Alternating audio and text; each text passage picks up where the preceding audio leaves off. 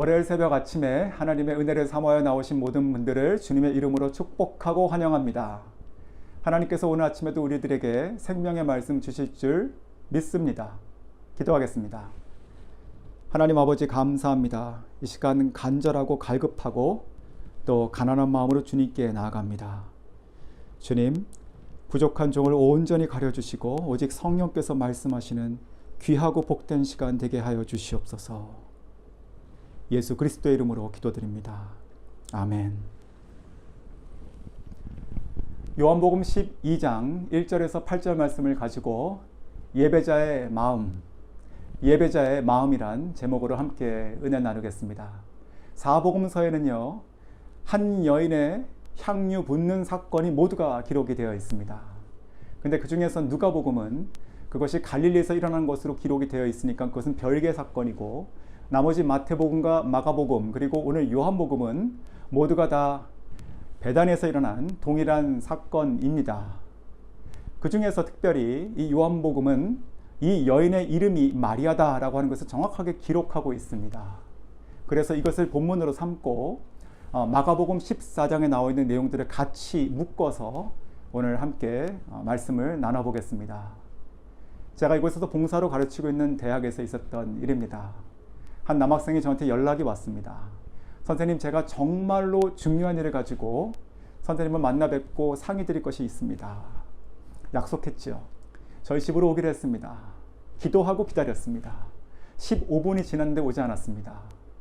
길을 찾는데 시간이 걸리겠지 생각했죠. 30분이 지났는데 오지 않았습니다. 이상하다. 45분이 지났는데 오지 않았습니다. 걱정이 됐습니다.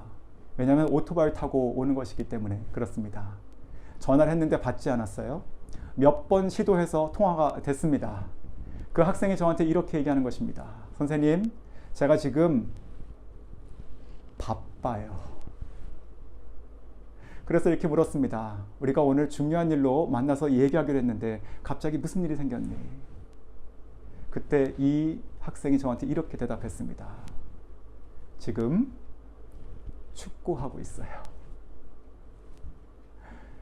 제가 이런 마음이 들었어요. 이러한 시간들이 모여서 이 형제의 인생이 되는 것인데 소중한 시간에 소중한 일을 하는 것을 배워야 하는 것이 아닌가, 이런 마음이 들었습니다. 오늘 1절을 보시면 지금 이때가 6월절 엿새전이라고 되어 있죠. 요한복음에는 6월절이 3번 등장합니다. 2장에 성전 정화 사건이 6월절, 그리고 6장에 오병이어 사건이 6월절, 그리고 오늘 12장에 마리아의 도유 사건이 6월절입니다. 다른 공관복음에는 6월절이 한 번씩밖에 등장하지 않지만 이 요한복음에는 3번이 등장하기 때문에 이것을 우리가 예수님의 공생의 3년이라고 볼 수 있게 되는 것입니다. 자, 그러면 오늘 남아있는 이 6월절은 어떤 6월절일까요? 바로 그 세 번째, 즉 예수님께서 십자가에 달려 돌아가시기 바로 직전에 지금 엿새 전인 것입니다. 예수님의 십자가 이전에 이 땅에서의 그 인생의 마지막 일주일 안으로 지금 들어오신 것이죠. 가장 소중한 시간들을 지금 시작하시는 때입니다. 만약에 저와 여러분이 누군가의 시간을 일주일만 가질 수 있다면, 이것이 마지막이라는 것을 안다면 우리는 어떻게 그 시간을 보낼까요? 아니, 지금 나에게 일주일의 시간밖에 안 남아 있다면 나의 인생에 아마도 우리는 지금 우리가 분주하게 하고 있는 많은 것들이 불필요하다는 것을 알고 가장 소중한 일들을 하기를 시작할 것입니다. 오늘 이 마리아는 그런 것을 한 것입니다. 이 제자들은요, 이 예수님께서 지금 곧 무슨 일이 일어날지를 아마도 몰랐던 것 같습니다. 그러나 이 마리아는 그것을 감지하고 있었던 것이죠. 그래서 예수님께서 이렇게 말씀하시잖아요.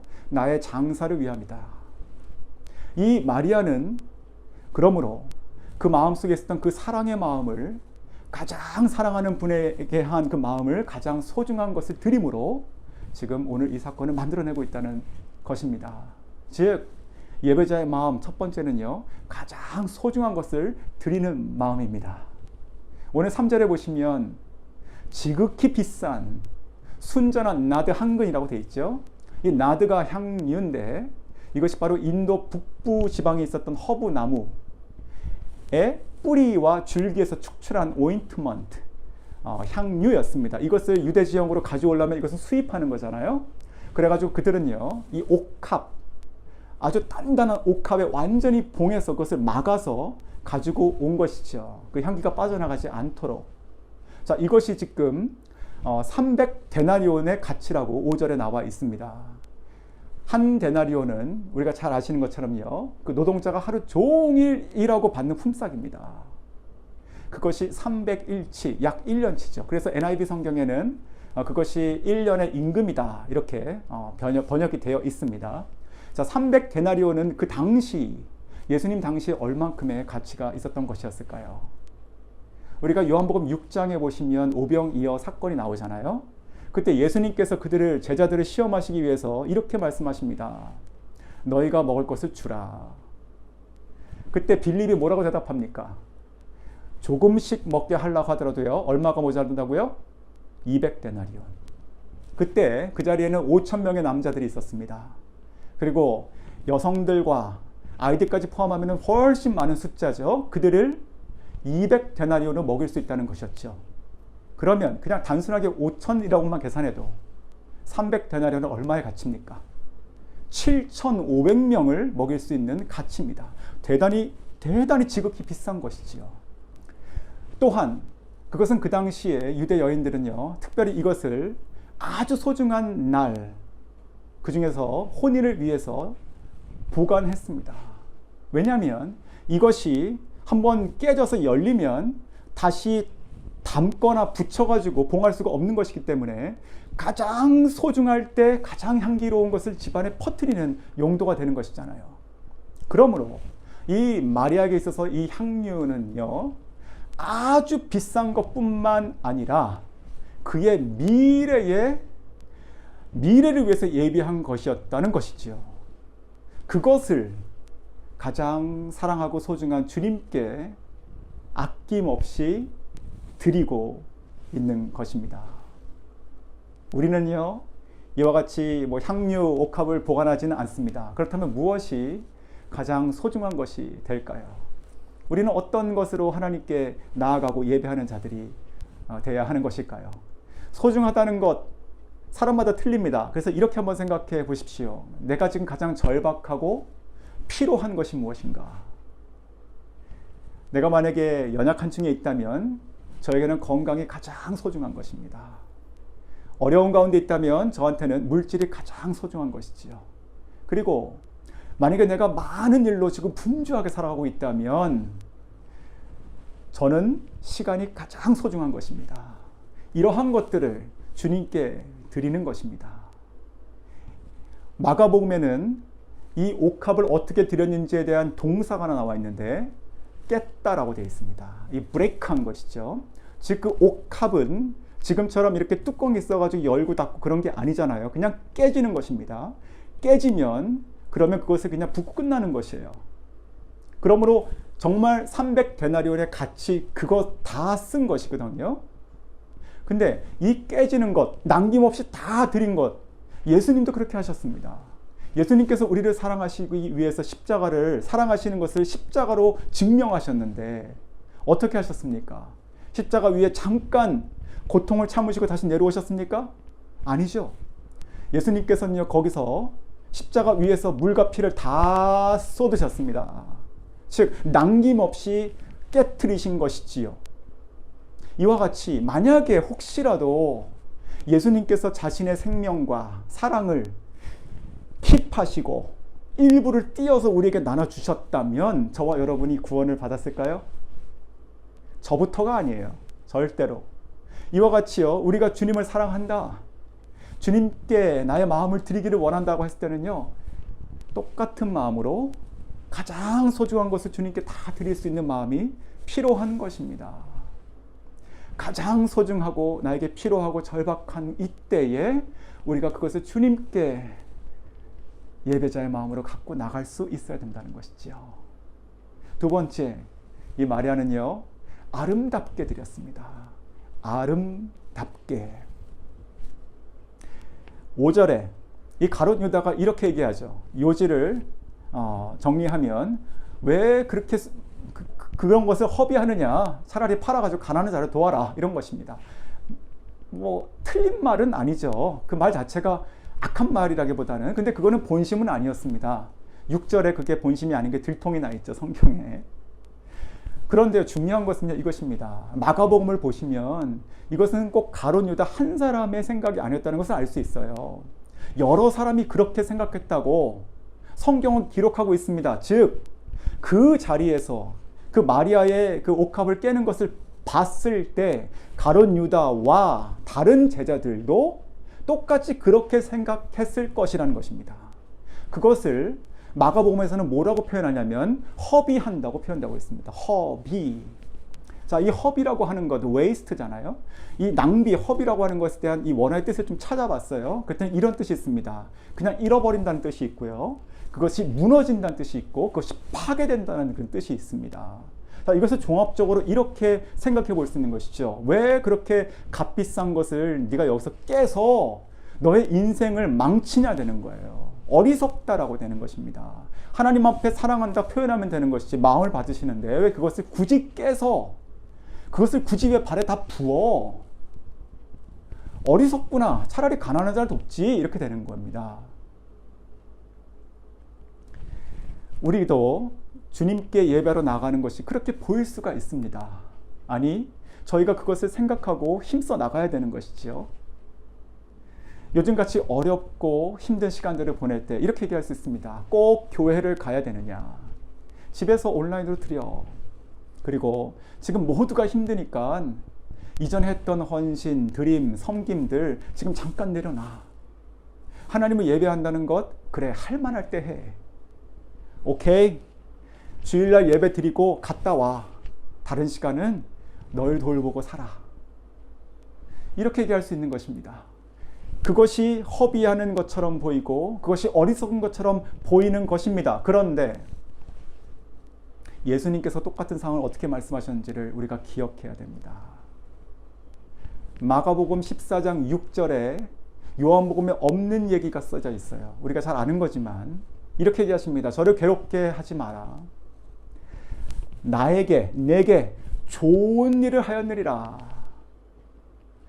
좋은 일. 자, 이걸 꼭 기억하십시오. 이 좋다라는 것이 무슨 뜻일까요? 그냥 내가 좋아하는 과일, 내가 좋아하는 거 선물 받아서 이렇게 마음이 좋다는 뜻일까요? 아니죠.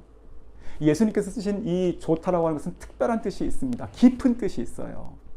이게 헬라어의 그 칼로스라고 하는 단어가 쓰였는데요. 이 칼로스는요, 히브리어의 토브를 번역하는 단어입니다. 토브. 이 토브는요, 좋다라는 뜻이죠. 이것도 굿이니까. 근데 이 토브가 쓰였던 컨텍스트를 보면 이런 걸 볼 수 있습니다. 예를 들어서 창세기 1장 하나님께서 첫째 날, 둘째 날, 셋째 날 하면서 세상을 창조하시잖아요. 완전함으로 아름다움으로 창조하시고 하나님께서 그것을 보시면 뭐라고 하십니까? 보시기에 좋았다라고 말씀하시죠. 그때 쓰였던 단어가 토브입니다. 그것이 번역되는 것이 칼로스고, 그래서 이것은요, 이 칼로스라고 하는 것은요, 좋다, 아름답다, 고귀하다 이런 뜻이 같이 뭉쳐있는 단어입니다. 그냥 내 마음에 든다 이런 정도가 아닌 것이에요. 그래서 오늘 이 한국 성경에는 좋은 일이라고 되어 있는데 NIV나 아니면 다른 몇몇 영어 성경은 이것을 beautiful로 번역하고 있습니다. 나에게 아름다운 일을 하였느니라. 아름다운 일, 지극히 아름다운 일, 완전한 일. 예수님께서 나는 선한 목자라 했을 때 똑같은 단어 쓰시거든요. 완전하신 분이신 것이죠. 이것은, 이 도유 사건은, 이 값비싼 향료를 깨서 거기서 붓는 사건은 분명 사람들에게 허비하는 것이었지만 예수님께서는 똑같은 사건이 아름다운 사건이 되는 것이었습니다. 이 허비한다, 그리고 아름답다, 가치 있다. 이것을 묵상하면서 제가 예전에 들었던 설교 하나가 생각이 났습니다. 2000년도 5월 달에 미국에서 그 원데이라고 하는 집회가 있었는데요. 그 집회에서 존 파이퍼 목사님께서 하셨던 설교입니다. 그때 인생의 가치에 대한 얘기를 이렇게 하시면서 이런 얘기를 했어요. 그 얘기가 나중에 다시 재편집돼 가지고 그 2003년에 당신의 삶을 낭비하지 말라. Don't waste your life. 이런 책으로도 나왔죠. 그때 이런 예화를 드십니다. 지금 2000년입니다. 지금 말하고 있는 시점이. 최근에 내가 한 소식을 들었는데 그 카메룬에서 두 선교사님께서 안타깝게 돌아가셨다는 소식입니다. 한 분은 80세가 넘으신 분이시고 여자 선교사님, 그리고 이분과 동역하셨던 또 의사 여자 선교사님 계신데, 이 두 분은 정말 평생 주님을 사랑했고 늘 가난한 자들과 함께하고 복음을 전하는데 힘쓰고, 그리고 늘 사람들을 고치고 돕는데 헌신하신 분이십니다. 그런데 얼마 전에 이분들이 차를 타고 가시다가 그 브레이크가 고장남으로 말미암아 차가 낭떠러지에서 떨어져 이분들이 안타깝게도 돌아가셨습니다 라고 하는 거예요. 그 소식을 전하면서 이렇게 얘기하십니다. 사람들은 이분들의 삶을 비극이라고 얘기합니다. 얼마나 안타깝습니까? 하지만 그때 존 팔보 목사님께서 이렇게 말씀하십니다. 여러분, 제가 단언코 얘기하는데 이것은 비극이 아니라 영광입니다. 여러분, 제 말 잘 들으세요. 비극이 무엇인지 제가 보여드릴게요. 그러면서 종이 하나를 이렇게 꺼내가지고 보입니다. 이것이 뭐냐면 1998년 2월호 리더스 다이제스트 잡지에 있는 것을 뜯어온 거예요. 그러면서 이 안에 있는 이야기를 설명해줘요. 59세 남자와 51세 여자 부부가 있는데, 이분들은 5년 전에 조기 은퇴하시고 평생 번 돈을 가지고 지금 플로리다에 있는 한 해안가 도시에서 정착해서 거기서 여생을 보내고 있다는 이야기입니다. 그러면서 그 아티클의 내용이 이것이에요. 오늘도 우리는 요트를 타면서 이 바다를 다니고 석양을 보고, 그리고 오늘도 해변을 걸으면서, 이게 핵심이에요, 조개 껍질을 줍는다. 그러면서 이 존 팔보 목사님께서 이렇게 얘기합니다. 이것이 허비하는 인생이 뭐겠습니까? 그러면서 이렇게 얘기해요. 여러분, 내가 지금 40분간 설교를 해야 되는데 여러분에게 간곡하게 부탁합니다. 제발 이 꿈을 위해서 여러분의 인생을 사지 마십시오. 이 꿈을 살라고 여러분 노력하지 마십시오. 오직 주님을 사랑한 시간과 주님을 위한 시간만 남습니다. 이렇게 얘기하는 거예요. 이것이 바로 Don't waste your life가 되는 것이죠. 지금 이 순전한 나드 한근, 이것을 깨서 주님의 발에 부은 사건, 이 마리아의 모습은요, 사람들이 세상의 관점으로 봤을 때는 참 어리석기 짝이 없는 것이에요. 자기 인생 망쳐버리는 것입니다. 그냥 적당히 하면 되는 건데 왜 굳이 저렇게 하느냐가 되는 것이에요. 근데 이것은 예수 그리스도의 죽음을 위한 것이고, 가장 사랑하는 주님과의 마지막 시간에 그 사랑을 표현할 길이 없어서 그가 가지고 있는 가장 소중한 것을 다 깨서 드린 것이었거든요. 그것이 바로 아름다운 일인 것입니다. 사랑하는 성도 여러분, 우리가 주님을 예배한다는 것이 이래야 되는 것이 아니겠습니까? 주님이 보실 때 그래 세련됐네, 그래 잘한다, 이런 것이 아니고요. 아름답구나, 이렇게 우리가 보이기를 진심으로 원합니다. 지금 이때가요, 저희들이 어쩌면 우리들의 신앙생활에 가장 특별한 시간들이 지금 살고 있을지 모르겠습니다. 저희는 선택의 기로에 서 있어요. 주저앉을 것인가, 아니면 점핑할 것인가. 저희는요, 이때에 오히려 이 마리아처럼 예수 그리스도께 정말 과격할 만큼 나가야 되는 것입니다. 사람들이 뭐라고 하더라도 우리가 주님을 사랑하는 마음대로 통제할 수가 없어야 되는 거예요. 그리고 이 마가복음을 보시면 이 여인에 대해서 예수님께서 평가하실 때 이렇게도 평가하십니다. 8절에 저가 힘을 다하여 내 몸에 기름을 부었노라. 힘을 다하여, 이 뜻이 무엇일까요? 이 원어의 해설을 보니까 이것은 그가 할 수 있는 것을 했다라는 뜻입니다. 별거 아닌 것 같죠? 근데 이것이 중요한 것이에요. 이것은 하나님께서 그래 크고 작은 일, 중요하고 덜 중요한 일 이렇게 보시는 것이 아니라 하나님과 우리의 1대1의 관계에서 우리가 할 수 있는 나의 그릇의 최고치를 주님께 드렸다는 것이지요. 그것이 힘을 다했다는 것입니다. 그것이 무엇이건 간에.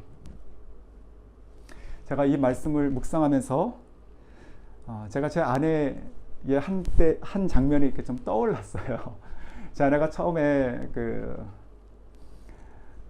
젊었을 때 선교사로 헌신할 때 이렇게 얘기했다고 해요. 하나님, 어디든지 좋고 어떤 환경이든지 괜찮습니다.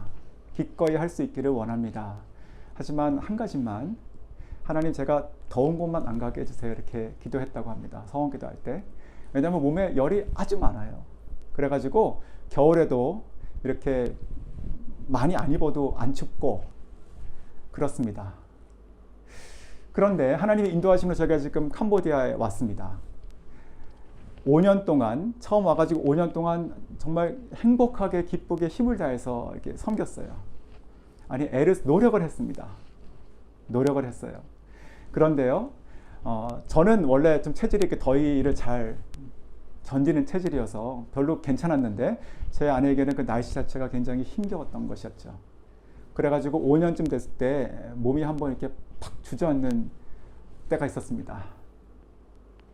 처음에는 이게 중이염으로 귀가 아파가지고 병원에 갔는데 약을 받아가지고 한 일주일 먹었는데, 항생제를 먹고, 근데 낫지가 않는 거예요. 그래서 가서 보니까 이쪽은 좀 주는 것 같은데 이쪽이 목 쪽에 좀 더 새로운 영침이 있고, 그래가지고 병원을 옮겨 다니면서 의사들을 다시 만나면서 처방을 받는데 낫는 것 같은데 또 다른 곳이 나오고 다른 곳이 나오고, 그래가지고 한국 들어가서 신경외과 가가지고 또 정밀검사를 받고 해도 결론이 뭐냐면 약이 안 든다. 왜냐하면 지금 면역이 떨어져가지고 몸이 그것을 받쳐줄 수가 없으니 시간이 걸리겠지만 이것은 몸을 회복하는 것 외에는 답이 없다 하면서 약을 계속 꾸준하게 먹고 또 운동을 열심히 하고 식단을 조절해가지고 시간을 걸리는 걸 통해가지고 극복하라, 이렇게 얘기하시더라고요. 그래서 저희가 다시 선교 현장으로 돌아와서 이제 그때 교회를 하면서 예배를 인도하는 그때 시점이죠. 제 아내가 그때 어떤 상태였냐면 예배를 드리기 위해서, 저희가 가정집이 2층이었고 교회가 1층이었어요. 한 건물에. 그래서 예배가 시작하기 전에 이제 내려가잖아요. 내려가다가 제 아내가 잠깐만, 그러면서 그 계단에 잠깐 앉아요. 앉고 5분만 잠깐만 쉬었다 가자고 얘기하고 나서 이렇게 고개를 뒤로 젖히고 그냥 가만히 있더라고요.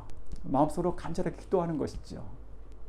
그리고 나서 일어나가지고 걸어 내려가고 또 예배와 모든 모임을 마치고 올라와서는 이제 약을 먹고 한 3시간 자고, 그렇게 한 몇 달을 지냈습니다. 제가 그때 그 계단에 앉았다가 내려갈 때에 제가 그 발걸음을 보면서 그런 마음이 들었었습니다. 한 발짝 한 발짝을 참 힘을 다해서 내려가는구나. 참 아름답게 보였습니다. 하나님의 은혜로 지금 많이 건강이 회복됐고 또 기쁘게 사역하고 있습니다. 우리가 주님께 나아가는 것이 그런 것이 아닐까 생각이 듭니다. 오늘 이 사건 통해 가지고 그렇다면 어떤 일이 그때 또 일어났을까요? 오늘 요한복음 12장 3절에는 이렇게 얘기합니다. 그 향기가 그 집에 가득하였더라. 저는요, 이것이 너무 좋습니다. 이 표현이. 왜냐하면 이 향기가 결국은 그 향유의 향기기도 하지만, 결국은 이 향유의 향기를 발현하게 한 것이 무엇입니까? 이 마리아의 사랑이잖아요. 이 마리아의 예수님에 대한 사랑의 마음, 그것이 같이 그 안에 꽉 찬 것이에요. 저는 우리가 예배하고 모여서 예배할 때 우리의 예배당이, 예배하는 그 시간과 그 예배하는 공간이 이러기를 원합니다. 그냥 너무 좋은 거예요. 그냥 이곳에 앉아 있으면 좋은 거예요.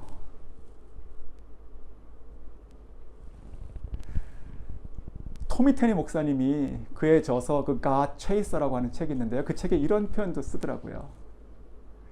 하나님의 임재를 사모하는 것에 대한 예를 이렇게 드는 거예요. 자기가 갈망하는 마음을, 성도들이 교회 예배 드리러 교회에 왔을 때 이 주차장에 차를 세우고 내려서 성전을 바라보는 순간 그 성전에 가득한 임재와 영광이 흘러내려서 그냥 예배당에 들어가기 전에 그 성도들이 차에서 내려서 그 성전을 바라볼 때 거기서 주저앉아서 회개하는 역사가 일어나고 하나님을 찬양하는 역사가 일어나고, 그런 하나님의 임재와 영광을 자기는 꿈꾼다고 얘기하거든요. 오늘 요한복음 12장 3절에도 전 같다고 생각해요. 이 향기가 가득하다는 것이 그와 같은 것이죠. 우리가 이때에 그래 예배 드려야지가 아니라 예배가 점점 영광스럽게 되는 거예요. 어떻게 해요? 이 간절한 사모하는 마음과 이 사랑의 마음들, 아낌없이 주님을 향한 다 드리는 마음들이 모여서 이곳에 가득 차는 것이죠. 그리고 마가복음 14장 9절에는 또 이렇게 말씀하십니다. 예수님께서 온 천하 어디서든지 복음이 전파되는 곳에는 이 여자의 한 일을 말하여 저를 기념하라. 이 여자 마리아의 한 일은 아름다운 일이죠. 주님을 향해 아름답게 드려진 일이죠. 그것을 말하래요. 그래가지고 복음이 전파되는 온 천지에 알리래요.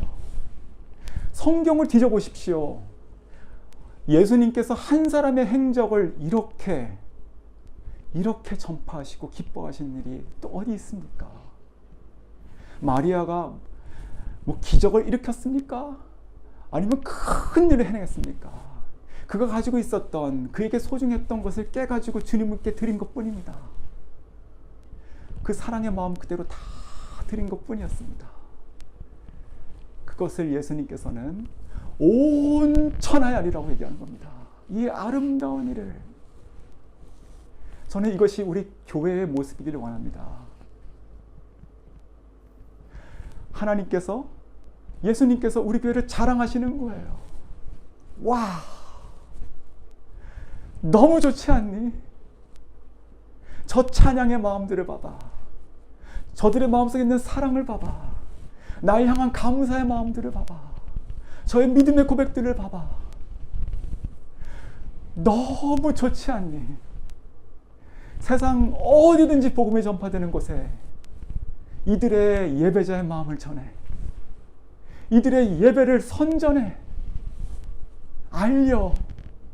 너무 좋아. 이렇게 하시기를 원합니다. 말씀을 맺겠습니다. 지금이 가장 소중한 때 우리가 예배를 부흥시키는 때입니다. 한 사람 한 사람이 오늘 이 마리아처럼 순전한 나드 그 옥합을 깨서 주님께 드렸던 그 마음처럼 우리 가운데 주님을 향한 사랑의 마음들이 순전함으로 아낌없이 다 드려질 때 우리의 가장 힘들고 절박한 이 시간에 가장 사랑하는 주님께 우리의 사랑을 드릴 때 그렇게 모여서 함께 예배할 때 우리가 그와 같은 예배, 그와 같은 예배자 될 줄 믿습니다. 한 주간 승리하십시오. 그리고 기도하시길 원합니다. 행복하고 아름다운 향기가 있는 성전, 아름다운 별과 같이 빛나는 교회와 성도들, 그들의 예배 기도하겠습니다. 하나님 아버지 감사합니다. 주님 얼마나 좋으셨습니까?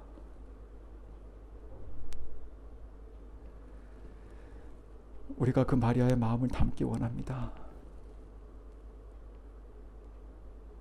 주님, 우리 사랑하는 교회와 성도님들 어려운 시간들을 살고 있지만 우리 안에 있는 주님을 향한 그 사랑하는 마음, 감사와 은혜의 마음들, 주체할 수 없는 이 마음들 제약되지 않게 해주십시오. 주님께서 기뻐하시고 자랑하시고 전파하시는 예배자, 예배, 하나님의 집 교회 되게 해주십시오. 예수 그리스도의 이름으로 기도드립니다. 아멘.